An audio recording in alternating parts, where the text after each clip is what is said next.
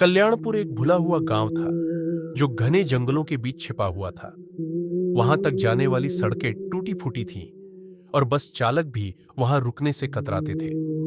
कहते हैं कि यह गांव कई पीढ़ियों से शापित है, क्योंकि एक बार मंदिर की घंटी रात के अंधेरे में चोरी हो गई थी और सुबह चोर बरगद के पेड़ से लटका मिला था।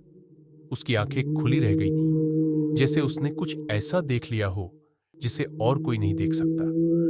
अरुण, एक यात्री जिसे सुनसान और डरावनी जगहों की तस्वीरें लेना पसंद था, कल्याणपुर पहुंच गया। वह शाम ढलने से पहले ही आया, कैमरा हाथ में लिए, गांव की भूतिया सुंदरता कैद करने के लिए तैयार। गांव वाले उसे टालमटोल भरी निगाहों से देखते रहे और चेतावनी देते रहे कि अंधेरा होते ही बाहर मत निकलना, लेकिन जिज्ञासा डर से कहीं ज्यादा मजबूत थी। रात को अरुण टॉर्च लेकर टूटी फूटी गलियों में निकल पड़ा। मकान जर्जर थे, खिड़कियां टूटी हुई, लेकिन कभी कभी उसे लगता जैसे अंदर कोई हलचल है।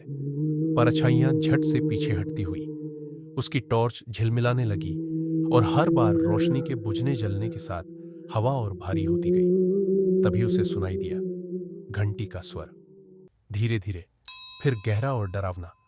यह मंदिर की साधारण घंटी नहीं थी, इसका स्वर अजीब तरह से धरती के भीतर से गूंजता प्रतीत हो रहा था। अरुण उस आवाज का पीछा करते हुए पुराने बरगद तक पहुंचा। जड़ों के नीचे की मिट्टी ताजा खुदी हुई थी। फिर एक फुसफुसाहट, लौटा दो। अरुण सन्न रह गया। आवाज इंसानी नहीं थी, वह हवा से आती हुई भी लग रही थी और साथ ही उसके भीतर गूंज रही थी।